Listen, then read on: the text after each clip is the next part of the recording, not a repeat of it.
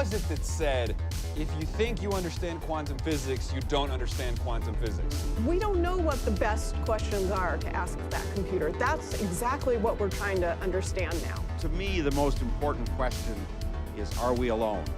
And I have a feeling that quantum computers, as they mature, are going to help us answer that question. I find myself over at our core computer, thinking about how crazy all this is. Entanglement, superpositions, all the voodoo. Sure. Well, let me remove the drama of devs a little bit. It's a great show. The only problem is what happens with quantum many times is it creates like a dramatization of what quantum physics or quantum is. You add quantum to anything and it makes it like really exotic or futuristic or a huge leap. Yeah, magic, yeah. But it just happens that we got to a point and AI comes here now because AI is helping improve quantum computers a lot and much faster than we expected. We just starting to see how quantum computers, they're really gonna become reality in the next few years. Today, they are still in the research phase. The errors that they have are too high to be able to use them in a commercial or business way. But we know that there's a path. Google, IBM, all the big major companies have announced their roadmaps for 2028, 2029, 2030, depends who you ask, where they will have a what we call viable quantum computer.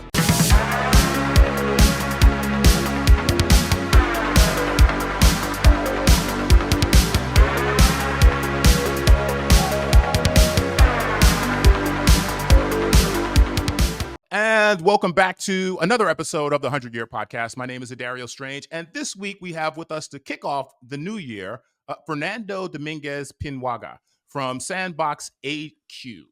How are you? Great, Adario. Thank you for inviting me. It's good to meet you. You are the vice president of SandboxAQ, and for those who maybe you hear the name, it's a little mysterious. The AQ stands for, and correct me if I'm wrong, artificial quantum. Sandbox being, I guess, the experimental space within which you kind of try to come up with new solutions, and the means being artificial quantum. And specifically, SandboxAQ is wait, go ahead. Yeah. AI and quantum. AI and quantum. AQ. That one of the original ideas was, well, we started mixing AI and quantum technologies like 7 years ago, and you will have IQ, EQ, and AQ in the future. So okay. AI and quantum, both technologies merged together. And basically, the company started in, I believe, the labs of Google's X Labs, the Skunk Works, and was spun out, I believe, in 2022. And you guys just got, I think, in December, $300 million in new funding, which now values the company at $5 billion. I love saying billion. Billion is such a beautiful word. $5 billion. Some of the notable investors, Mark Benioff from Salesforce, Eric Schmidt, who is former CEO of Google, now I think on the board of Sandbox, and notably, Meta's Jan LeCun is also one of your investors. Can you just? I'm sure there is kind of information out there, but can you just give me like a sense of like when you guys announced the new funding, how did you frame it in terms of like what it's going to be directed toward? Well, the new funding is a great consolidation of what we're doing. There is previous investors are joining as well. There is a consolidation of great new investors, as you mentioned, and Jan LeCun is one of the proof of them. Fei Li was at the beginning as well, godmother and godfather of AI. It's reinforcing the idea that we're doing the right thing. And Fei Li, she just started her own company, right? Am I correct on that? Correct. Yes. Yeah. Okay. Yes. But it was a very similar approach on AI and the physical world, trying to understand the world that we live in today. That LLMs are great large language models to understand text. And this is one of the principles, ideas that Jan LeCun has been positioning itself very strongly out there. And then, for example, what we call LQMs, that is large quantitative models, that it's what really creates and understands the physical world. What you use is mathematics, physics, quantum physics, that are the laws that govern the science and the world. And you use that with AI to understand what's really happening and what you're doing. Yeah, so very similar concepts, just different approaches. And my understanding is quantum computing essentially is like if you take a normal computer, you're dealing with bits, binary bits, and with quantum computing, you're dealing with qubits, which involves the idea of superposition, which actually, this would be a good time to mention for those who want kind of like a science fiction. On this podcast, we always talk about science fiction. If you want kind of like a whatever cliff notes, like a kind of cheat sheet on the general ideas involved in quantum computing, there's an amazing show that came out right actually during the pandemic, I think in 2020, called Devs. We have a prediction system based on ultramassive data. The data goes to a subatomic level, so we're fully in the world of quantum mechanics, using a fully deterministic interpretation for which we use a version of de Broglie bomb, pilot wave. And it works. Kind of. We glimpsed Christ on the cross. Exactly. We didn't see him or hear him. We glimpsed him through a blizzard of variances. But let's all just be clear. It's not actually Jesus talking, is it? No, it is Jesus talking. But not our Jesus from our history. It's a Jesus from a history. And every time you run the system, you'll get a different outcome. But the difference might be a single hair on Jesus' head. It will be that difference, and 3 hairs difference, and 4, and 1,000. And all points in between and either side. And it basically, the way they set up the show, it looks like Google, and they set up a quantum computer in the Skunks Works, lab, very secretive. And what they are able to do eventually is essentially time travel. It's not actual time travel, but by essentially using the quantum computer to replicate various realities, they are, in a sense, able to time travel. And it gets really, this is possibly one of the best. I think a lot of people know about Halt and Catch Fire, which is a series about kind of like the history of tech. But in terms of like really mirroring what's happening in Silicon Valley and just the idea of quantum computing, Devs, DEVS, for anybody listening and watching. So further explain, for the newbie, like what quantum computing is, I guess shorthand it for most people. Yeah, sure. Well, let me remove the drama of Devs a little bit. It's a great show, but you've seen it. Thank you. Yeah, of course. So many people haven't seen it. Okay, awesome. It's really, really good show. What is it, like 8, 10 episodes? And you get I think it's 8. It might be 8 or 10, but it's a short mini series, and you get into it. The only problem is what happens with quantum many times is it creates like a dramatization of what quantum physics or quantum is. You add quantum to anything and it makes it like really exotic or futuristic or a magic. Huge leap. Yeah, magic. Yeah, that's right. So just going back to where quantum physics comes from. It's like from the early 20th century, you had all these theories of the quantum physics world that explain, for those that are non-familiar at all with quantum physics, these are the laws that govern the atomic field. So when you go really, really deep, you zoom into your finger, your laptop right now, you go into the atomic level, you're going to see the neutrons and the electrons moving around. Those don't follow the Newton laws. Newton laws are for our bodies, for the apple that falls from the tree, etc. So those laws were very hard to understand. But for the last 100 years, they've been proving each one of those theories in the labs empirically. And we have many things that govern our world today, like photonics. For example, the transistor, one of the biggest inventions of the 20th century that made this conversation possible right now, has quantum physics mechanics inside of it. The GPS has quantum physics. If you've gone to a hospital and have taken an MRI, that has quantum physics. It's a magnetic field. So quantum physics is not something new. It's been there all the time. It just happens that we got to a point, and AI comes here now because AI is helping improve quantum computers a lot and much faster than we expected, that we just starting to see how quantum computers, they're really going to become a reality in the next few years. Today, they are still in the research phase. The errors that they have are too high to be able to use them in a commercial or business way. But we know there's a path. Google, IBM, all the big major companies have announced their roadmaps for 2028, 2029, 2030, depends who you ask, where they will have what we call a viable quantum computer or a business useful quantum computer. So it's just using the laws of the quantum physics to build a computer that is going to run algorithms and computation in a different way than classical computers. So help me understand something else I've been wondering about. I think in 2019, Google came out with a Sycamore chip, which was dedicated toward quantum computing. And if memory serves, some of what they said was something like they could do something with this chip. They could use quantum computing to compute in 200 seconds what might take 10,000 years with a traditional computer. In 2019, our first significant step was to show that this technology is real.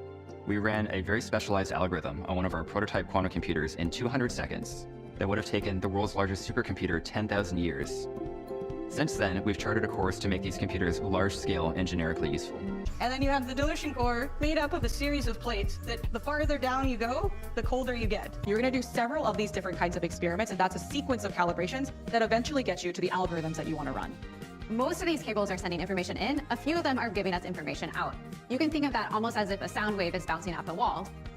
It's going to come down, echo off, and return. And it's that final answer that we're actually after. So from that instance, back in 2019, through all of my kind of explorations of quantum computing, the primary way I see quantum computing is kind of a speed mechanism, meaning, if time meant nothing, we could arrive at some of the same answers. It would just take far, far longer. Is that off? Is that accurate? Like, what beyond the notion of speed is the advantage of quantum computing? It all depends on what you are bringing into the problem of the algorithm. So let's put it this way. The human brain tends to classify things into black or white, binary. And the arrival of the quantum computers is not going to be like, oh, now we're all going to start using quantum computers and everybody's going to stop using classical computers. That's not how it's going to, there's a huge gray zone. Quantum computers today, as you mentioned, and recently with Willow, for example, the recent announcement from Google, they showed that they were able to beat a mathematical problem that it was much faster than anything else, than any other computer before. However, that mathematical problem is not useful. Useful in the sense that it's not really solving any human problem today. So we have to be very careful about what the quantum computers are capable of. In fact, Google last year announced a $5 million grant to whoever was able to solve a useful problem with a quantum computer. So if you find a way to use a quantum computer to solve a useful problem, they will give you $5 million. Because right now they are not able to solve those problems. So in the future, you will have CPUs with GPUs with what we call QPUs. That are those processing units using quantum computers. But your problem will be divided in different areas, in different sub-problems, like 1,000 problems. Some of them will be better and faster in a classical computer, and parts of them will be faster or better in a quantum computer. So it depends on the roots of the essence of the problem and the mathematical problem that you are trying to solve. So they are not good for everything. They are good for certain kind of problems. Some of them, many times, are the optimization problems, the logistics problem, the salesman's problem, and those kind of problems, or solving encryption, for example. I want to get to encryption later, but I want to dig in a bit more. So it's not just speed, it's the kind of problems you're trying to solve with computing. So I understand that. When you look at the landscape right now, who are the other, I know you don't want to necessarily promote these guys, but who are your competition? When we talk about LLMs, we kind of know the landscape. When it comes to LQMs, like who are the players beyond Sandbox? Mm-hmm. And it's a great question. Let me go back and explain a little bit LQMs again. So large quantitative models.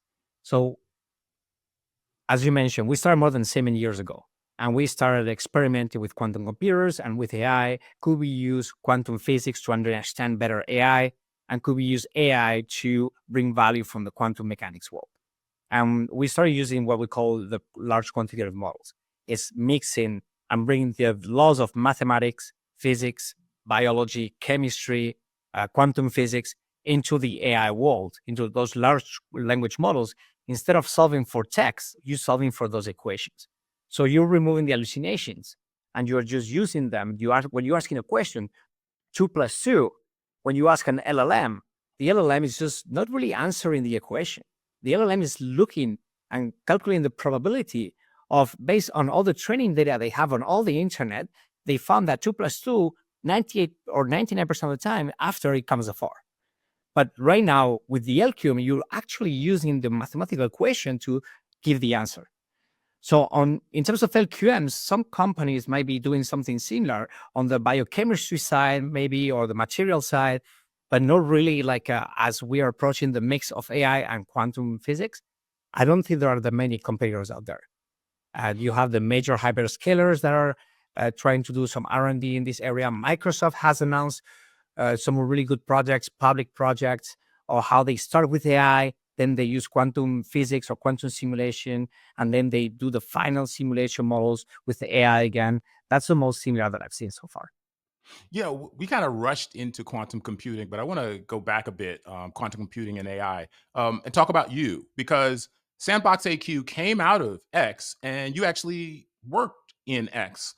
Not the X that everyone knows, not X, aka Twitter, but Google's X Lab. It is up to us to invent the solutions that will solve the world's problems. In this particular group, we have representatives of what we think, in our sort of humble judgment, represent some of the biggest opportunities that either are in front of us or problems that we're creating by virtue of the things that we're doing. If in a small way, we, Google, representing what we hope is excellence and commitment, if we can help you along the way, we will have done our job. The opportunity to really to be able to use that difference. I mean, that's what we've done with Google, with the various be it search or Gmail or things like that, where we can deploy amazing computational power, just searching through all the world's knowledge in fractions of a second. That's thanks to those advances in technology and thanks to Moore's law. And now to see, well, where does that take us next? And how much computational capability does each of our phones in our pockets have? That's really astounding. And the applications of that are incredible too, I believe. We have our own sort of ventures that are a bit of moonshots. I mentioned one during dinner, which is our autonomous vehicles. And that's really exciting to be able to use technology to really liberate people. And for a very long time, at least among tech reporters, we were fascinated by Google's X Lab because they did all kinds of things, solar power, satellites, self-driving cars, quantum computing. Just talk a little bit. I know you can't necessarily reveal the deep, dark secrets, but talk about what it was like to work within, such a, I guess, interesting environment. There is nothing dark about it. It's all light. It was fun. It was a great learning experience. And it was all about solving world problems. I think one of the biggest things that X told me and the people that work there is think big. And you have to change the world. You have to impact 1 billion people. You love the word billion. So it was billion all the time, billion people. One of the great examples was the previous projects that the founders, Sergey and Larry, did, like Google Maps, for example. When you start Google Maps at the beginning, I think Google Maps it wasn't profitable for 5 or 7 years, or maybe 9, I don't know. But there was this beautiful spirit that if you bring value to people, you will find a way to make the money. And they ended up doing, now it's a multi-billion-dollar year business. But the original idea was, let's map every street. And it was a crazy idea because you had to put a camera on a car and go through every street of the world several times a year or every 2 years because the streets change constantly. So from a logistics and operations perspective, it's a crazy project. And no other investor or company will have tried to execute with that. The same thing happened with Project Loon or the Waymo right now, that it's the self-driving car industry. The self-driving car industry, in fact, exists because of Google. Since 2009, our team at Google has been developing fully self-driving technology and testing it on real city streets every single day. Until, after more than 1 million miles, we were ready to take a big step forward. In 2015, we completed the world's first truly driverless ride on public roads. Just a person in a car, no steering wheel, no pedals, navigating everyday traffic. Because no one was even trying to build self-driving cars. So there's something we used to mention before, like even if Waymo doesn't become the leader in the industry, which I think they are, I'm not an expert in that industry, but I think they're leading, they already made the huge human impact that they wanted, that everyone is working on it, and we are solving that huge problem that is thousands of lives have lost every year on the roads. Why? Because they went to this DARPA challenge. There was a robotic challenge of try to drive a mile with a robot. And they went to the team and say, would you do this for real? And they say, yeah, let's do it. And they were bold enough to say, okay, now come and do it. So that mentality, you will get to the building every day and have that mentality of, first, nothing is impossible. You can do whatever you can to reach the humanity and solve as many lives as possible. And with that mentality, Sergey Brin, founder of Google, hired our CEO, Jack Hidary, to say, hey, let's start bringing more science here. And we started how Sandbox started. The original name was Sergey Sandbox. So it started by bringing professors from Berkeley, Stanford, and other universities to start teaching our software engineers new theories, new mathematical approaches, new quantum physics theories that we could use to solve the actual problems that we have of our problems today. And that's how we started discovering all these areas on quantum technologies, on the sensing side, the simulation, the cybersecurity side, the quantum communications, the quantum internet. And we started thinking merging these with AI makes a lot of sense. And we are creating things that nobody else is really working on. And I want to talk about that, but you just brought up Jack Hidary, the CEO of SandboxAQ. He's actually a Brooklyn guy. He's from Brooklyn. I think born in Brownsville, raised in Coney Island, and fun fact, ran for New York City mayor. I think something like 10 years ago. I mean, against Bill de Blasio, who, now that I look back, maybe it would have been good if he had won, because I don't know, de Blasio didn't work out too well. But yeah, Jack Hidary is a pretty interesting character, and just among the tech founders out there, of large scale companies. I don't know, as a New York guy, I have a special place in my heart for a guy from Brooklyn, kind of like going big. You mentioned robotics and self-driving cars and that kind of thing. The CEO of NVIDIA recently gave a speech. I'm not sure if it was at CES, but it was around the time of CES. And he basically laid out the roadmap for what he thinks the near future of AI is. Somehow, 6 years later or so, 2012, Alex Kershevsky, Ilya Sutskever, and Jeff Hinton discovered CUDA, used it to process AlexNet, and the rest of it is history. AI has been advancing at an incredible pace since. Started with perception AI. We now can understand images and words and sounds. To generative AI, we can generate images and text and sounds. And now, agentic AI. AIs that can perceive, reason, plan, and act. And then the next phase, some of which we'll talk about tonight, physical AI. And he talked about kind of LLMs and where we're at, where we're going. And he showed this chart, and he kind of showed LLMs, generative AI at one point. Then the next point up, he showed agentic AI, agents, AI agents. And then the next phase, he said, which is kind of like what he thinks will be the explosive growth over the next, I guess, decade, is AI in robotics.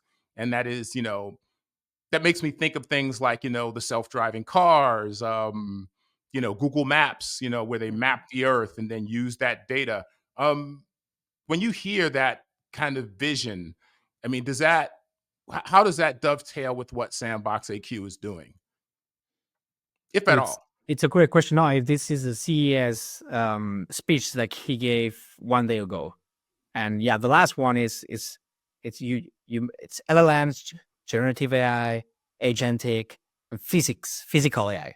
He calls it physical AI, and he included in his talk in Taiwan, he included two things: robotics and quantum physics.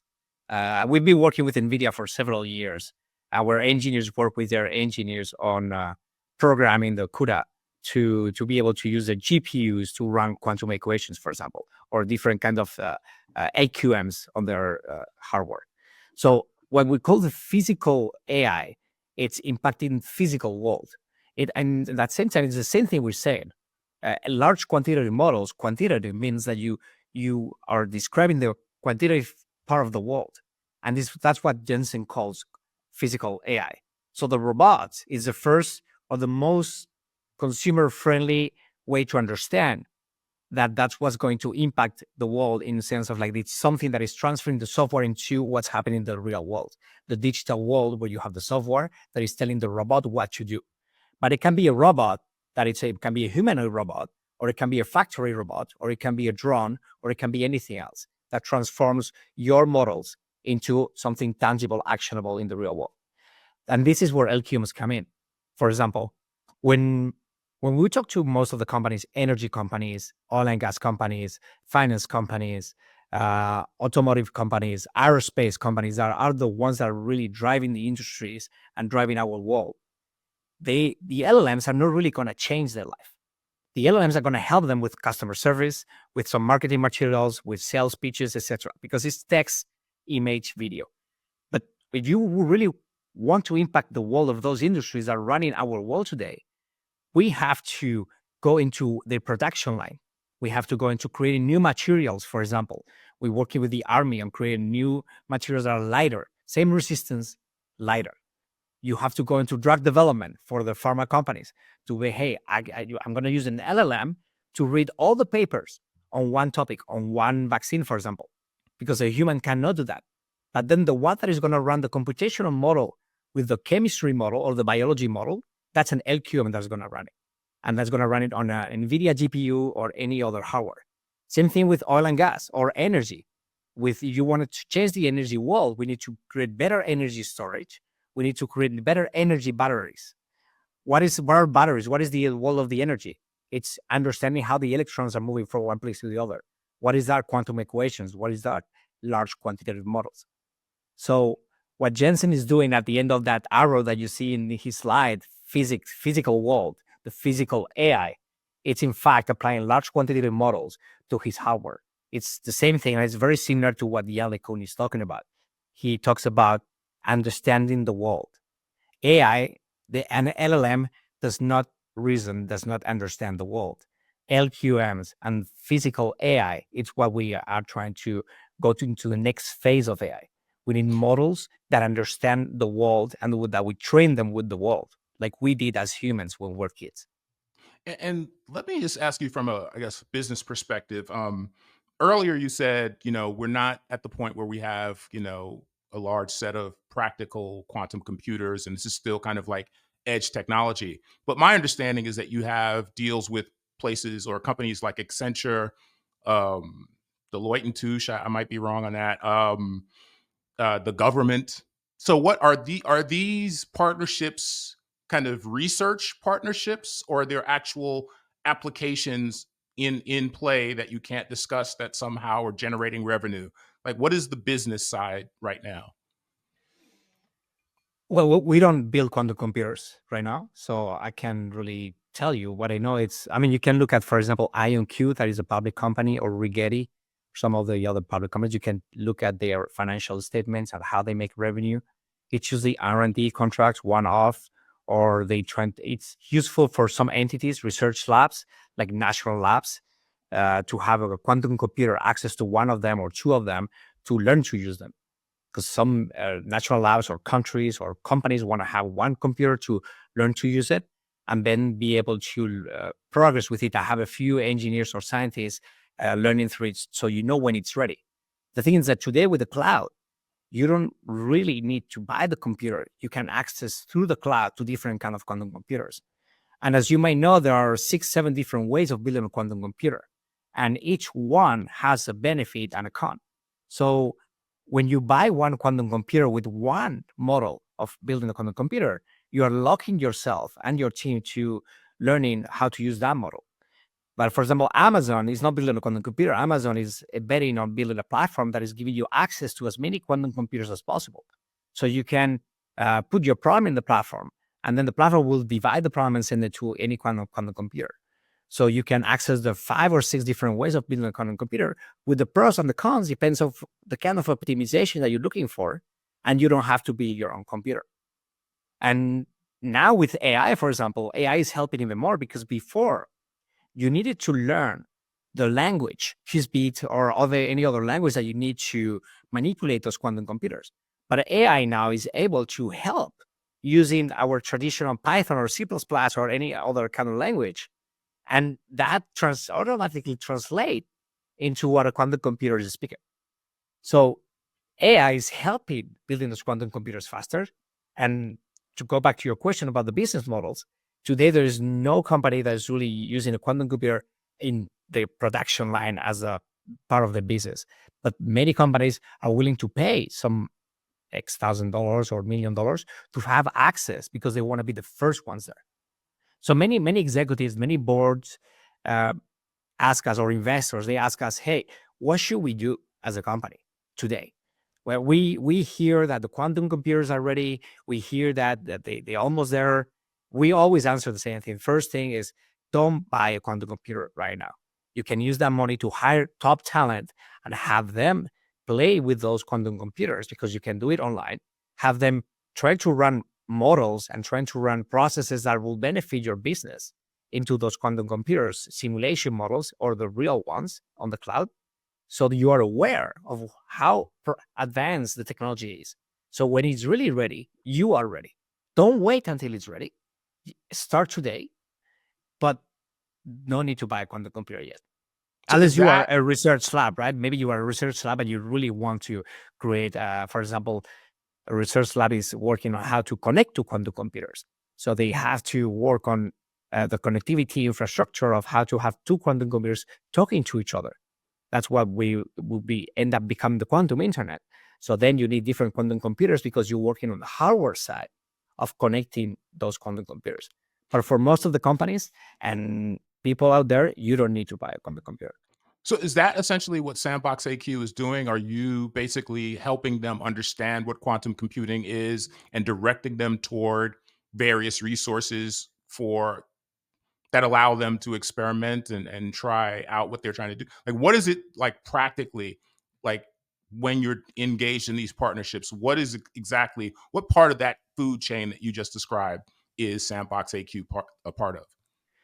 It's a great question. So we learned this 5 years ago, 6 years ago, when we were still inside of Google X. And we thought, hey, quantum computers might not be ready, but there are all these other areas that, yes, are ready. And we tested with a few clients who were willing to pay for the value we're bringing to them without using quantum computers yet.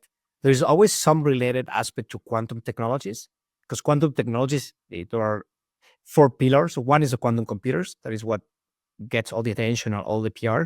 But then you have quantum sensors, you have quantum simulation, and you have a cryptography or cybersecurity and communications. So those other pillars are areas of quantum technologies that haven't been grabbing that much attention, but they are ready today. And that's where Sandbox have been focusing most of the last years. So we have 4 business units in each one of those areas. And for some clients that were still very interested in learning about quantum computers, we've guided them on how to use them or how to understand them. We have, in fact, a YouTube channel where we've created an entire educational program for all the areas of the AI and quantum, because we believe that education is one of the main drivers of the business and of the growth. Like the passion to get all these to the market and to change humanity, it starts with education. If people don't understand, they won't be able to use it. On that channel, and we can insert it here, is there one particular video that people can start with that you can remember that might get them kind of, immersed in the topic? Or there are many of them. It depends on. So, well, when you work on education, you learn that each audience has a different way of learning. And some people like 2-minute videos. Some people like 1-hour explanation videos. There's one with Jack Hidary and Eric Schmidt, for example, of 1 hour. It is great. It explains the entire process of large quantity models and AI mixed with quantum technologies, why Eric Schmidt, for example, joined us as chairman. That is a great video that covers the entire picture. And then we have some others that are more 2-4 minute videos that explain specific topics very quickly, like quantum communications, quantum sensors, AI agents, what are knowledge graphs, what are neural networks. So all these concepts that we hear day after day after day in all this tech industry, just explain them in a very easy way for everyone who wants to really understand them.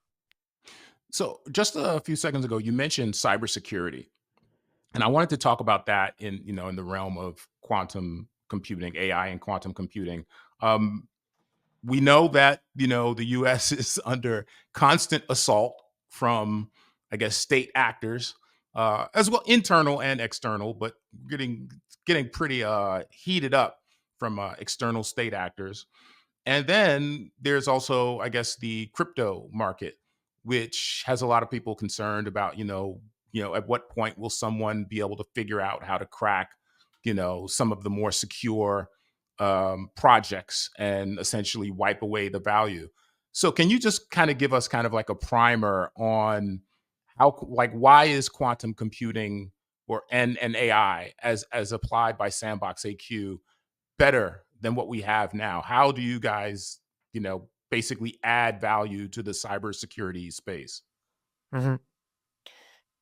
Sure. So to us, it was very surprising 5-6 years ago that almost no one was really looking or offering products in the post-quantum cryptography world. And I'm going to explain what this is. So we talk about quantum computers. The first idea of a quantum computer, I think it was from the 1970s or 1980s. There was an idea, maybe one day we can create computers that are based on the quantum physics principles. And those computers will be able to solve incredible problems. But there was not even a path or a roadmap of when those quantum computers will be available. Then in 1994, Peter Shor developed an algorithm that if one day we had a quantum computer, that algorithm will break RSA, the main encryption algorithm that is used today to protect your information, as we know it today. It was a great paper. However, there was not even a path for a quantum computer yet. So we have an algorithm, but we didn't have a path for having a machine to run that algorithm. In the last 10 years, the progress that we've seen in quantum computers, and now that we see the end of the race, now we are able to say, when you ask the experts, that even the most skeptical ones, they used to tell you we won't see a quantum computer in our lives. Now they start telling you we will see one that is really useful. When I mention seeing one, I mean like one that is really solving a real problem by 2030, 2029. And every year they decrease the year. Then we have a machine that is going to be able to run that algorithm that is going to break all the encryption as you know it today. And we know that's the first part of the problem. So we know at some point in the next 2 to 6, 7 years, encryption as we know it is going to be broken. Now there's the second part of the problem is that we know nation states are stealing your information. It's what we call SNDL, like store now, decrypt later, with their soccer fields of data servers with information being saved, and they store it. And once they have that quantum computer, they will be able to read it. That means that your problem that was in 3, 4, 5 years from now is a problem that is today, or even from like 1 or 2 years before. Because if information from your financial institution or Department of Defense from 1 year ago, 2 years ago, was exposed in 2, 3, 4 years, if that puts you in danger, it means you're already late. And when you start knowing how the encryption world in cybersecurity works, encryption has never been one of the top priorities of most of the companies. So most companies inside their infrastructure, they don't know what kind of encryption they are using in what application or where they are, especially if it has been a major corporation that has gone through major M&As and acquisitions. You incorporate the infrastructure of the company you buy, then the engineers might leave, you don't know what's living there, etc. So no one really has a good way of knowing what they have today. What's what we call the inventory. So the first part to migrate all your encryption into what we call post-quantum cryptography or quantum safe algorithms is knowing what you have. And then you start migrating your applications and all your encryption inside your infrastructure. So NIST, the National Institute of Standards and Technology, in the US have been running a really good process for the last 9 years, trying to find new algorithms that will be safe against a quantum computer and a classical computer. And all the community, academia, private companies, individuals, have been collaborating to find the final candidates that companies need today to start implementing in their companies. And if you tell me right now a major bank comes to us and says, I want to be safe. Here's a check. Charge me whatever you want. I want to be safe next year. It's not possible. It takes, in general, it takes years to migrate an entire company. We're not talking about 1 or 2 years. We're talking about 4, 5, up to 10 years of projects that you need to migrate your entire company. It depends on the size of the company, etc.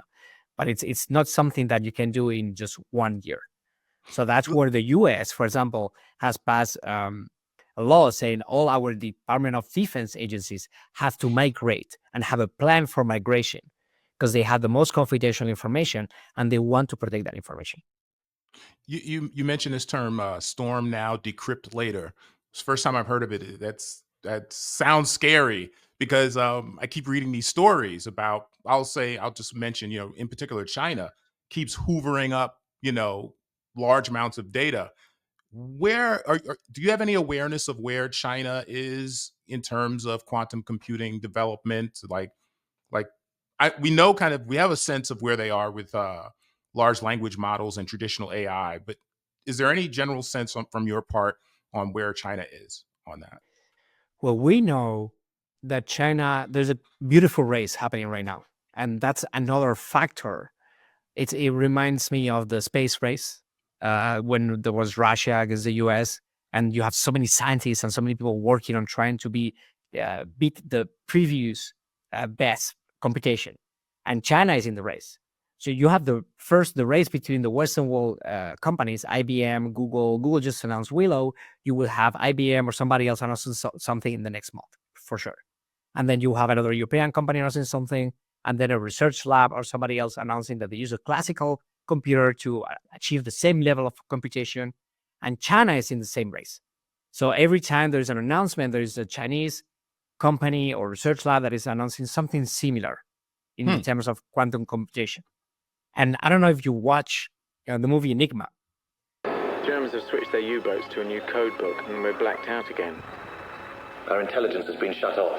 If we can't protect our merchant ships from their U-boats, we've lost the capability to invade Europe and drive the Germans out. He was the man recruited to break the code. The Enigma machine. It turns plain text messages into gobbledygook. The problem is the machine has 115 million ways of doing it. So, we're not talking about the Times crossword.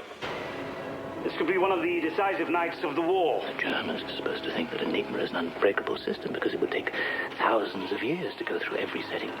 But the Enigma is the movie of the first, when they first broke encryption in World War II. Okay. So what happens is, it's a chicken and egg situation. Once one of the sides has a quantum computer able to read the other side information, they won't be able to make it public, because as soon as they make it public, the other side is going to rush much more to protect that information or change the strategy. So you want to keep it secret as long as you can, because that's when you really have access to all the information until the other side knows that you have access to read that information. And it's kind of a chicken and egg game between the two sides. So we won't know until too late, or they won't know until too late. But the fact that we know is that both nations and both societies, India as well, and many other nations are progressing really fast because of that race that is happening right now. Yeah, we're kind of, I guess, getting into the realm of science and research and development, and moving into the future. I read some of the papers, or at least a couple of the papers from SandboxAQ. One of the most recent in December was addressing MagNav, magnetic navigation, and kind of how what you guys are working on can kind of help eliminate some of the noise. Basically, magnetic navigation, if my understanding is correct, is like a fail-safe for GPS, and basically helps navigation when you maybe can't rely on GPS systems. And SandboxAQ's paper talks about solutions for that. And, and there's also another paper, I think in December, about, cryptography. What I'm thinking about is when people talk about AI in general, they often, immediately think about the science fiction scenarios of, AI solving problems, coming up with breakthroughs. And that's kind of, I guess, where my head's at. Like, I think LLMs are amazing. They're great. They help efficiency. They can, help you do many things. But I'm more interested in what you guys are doing, or, I guess investigating, which is where are the breakthroughs? Like when you talk about modeling molecules, modeling environments, modeling the real world, with AI and quantum computing. This may allow us to actually come up with new drugs, new ways of seeing the universe. But then we talk about the looming threat of, I guess, AI superintelligence after AGI. If we do reach this point, of superintelligence, do you think it is born of AI meets quantum computing?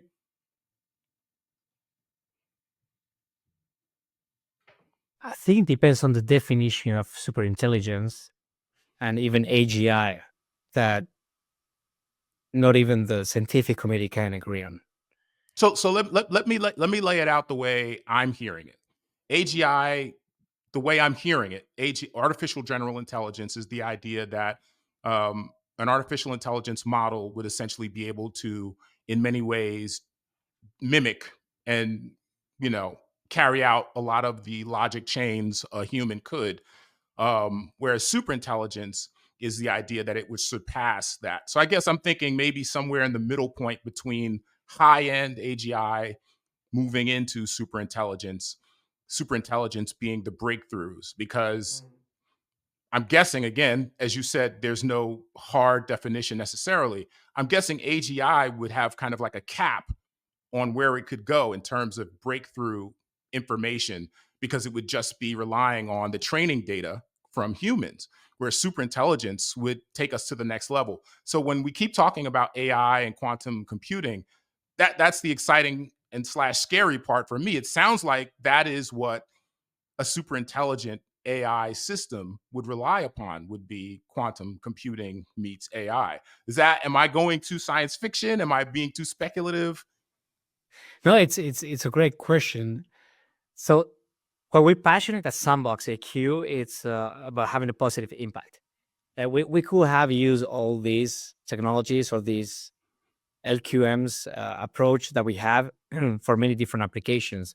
When you see the fields where we're working on protecting people's information. We're working on creating a new medical device that can sense inside your body, your heart, and find failures that you cannot find today. Heart failure is one of the major problems of why people die today. We're working on quantum navigation because the birds and the whales use it. It's magnetic navigation. And GPS, when you look at it, is a very basic technology. And people are not aware of it, but there are thousands of flights that are impacted every year because of lack of GPS. I mean, we all run out of GPS in our maps every once in a while. And we're working on simulation, on drug development, and developing new batteries and new materials to have a better world. If we want to achieve like the sustainability goals that we want to, or when we look at the humanity saying, hey, climate change, the use of plastics today, the PFAS, for example, the microplastics that are in our organism and in every food that we eat, and we try to develop catalyzers that are breaking those plastics. That's beautiful. That's what we drive us at SandboxAQ. So we think the convergence of AI and quantum technologies is helping us become a better humanity. Will take us to AGI and superintelligence. Either it might be AI alone, maybe not. Maybe it needs the quantum computer. We don't know that yet. But we know that if we work on solving those positive problems, then we're going to have a better humanity tomorrow than we have it today. And that's what drives the people at Sandbox. And that's in fact one of the things that has allowed us to hire some of the best talent. We're competing against some of the biggest companies like Google, Apple, Amazon, etc., OpenAI. And the people that join us, they join us because they say, I want to work on what you guys are working. No one is working on saving lives like you guys are. And let me give you an example. And this is a public project that we published with Stanley Persinger, Nobel Prize in Medicine, on Alzheimer with the UCSF. So he was expecting to go to clinical by 2031. And for that, he needed to simulate a compound or a protein that he discovered that was impacting Alzheimer. And we started working with him and his team. And in a few months, we were able to simulate with our LQMs, large quantitative models, something he was expecting to do in 6 years.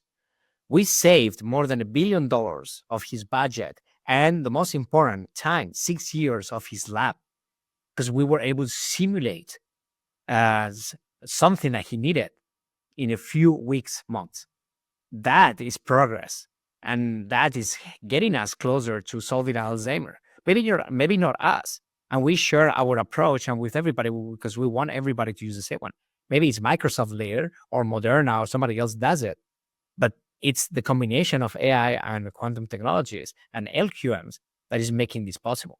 And that scares me less. That's what drives us, and not the negative part of technology that it's always going to have. Like the internet also has some negative parts. But we all agree that the internet brought more positivity to humankind than negativity. Gotcha.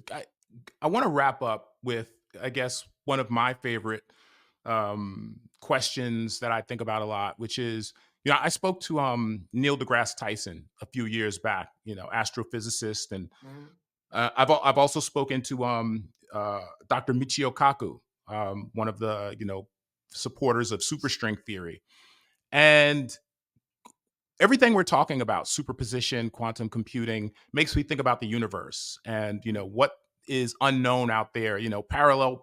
I think when Willow came out, one of the parts of the blog post that Google posted that everyone keyed in on was like one of the researchers saying, this is proof that there are, parallel universes, which I think, I don't know how serious and deliberate he was about that, but I think some people kind of maybe misinterpreted it in terms of not understanding superposition and that kind of thing. Well, before I ask my question, what did you think about that blog post and that particular bit, by the way? I think it was a great post, and I'm very happy that Google are our friends. We talk to them constantly, and we started with them. So seeing how they are reaching every goal that they set up for deliver the quantum computer, and the approach they have it's a very scientific one, proving and trying to solve problems that are unsolvable before or really hard. It's really good. But there's one part of that article for the people that are in the community. That article was kind of an aggregation of things that they had already revealed in the scientific community before. One of the things, the most important part of it was not the multiverse that I know you want to talk about, but it was the fact that with scalability, there is a way to reduce the error. Before that, we thought that the more you scale a quantum computer, the harder it was to reduce the error that quantum computers have.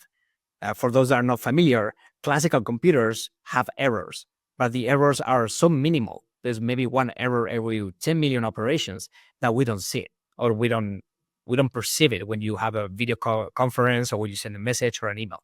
Sometimes there are errors. In quantum computing, the quantum computers were in the NISQ era, which is the era where errors are too high. It's 98% or 99 point something percent. So until we decrease the number of errors per operations in quantum computers, we're never going to see those quantum computers in the business real world. And Google paused. The critical sentence, in my opinion, is when they mention that with scale, so by making the quantum computers bigger, by adding more qubits, they are able to decrease that error. And that is changing the entire approach of the future of quantum computers. That's the key, because that means you can add more qubits, have more compute power, and decrease the error, when before we were not that sure about that. Gotcha.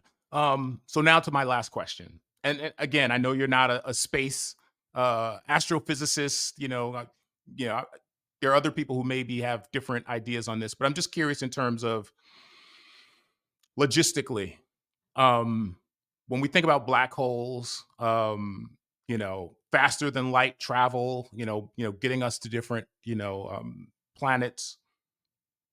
Right now, there's not a lot of investment in space and the universe. I know we have, the I'm forgetting the telescope that we just launched a couple of years ago that's out there, kind of, piercing the universe. But do you think AI meets quantum computing will be the thing that allows us to finally figure out what's actually happening in the universe in terms of the nature of the universe, the true nature of the universe? Easy question. Easy question. It will definitely help, right? It's more tools. AI and quantum are tools that we use and we put together to solve problems.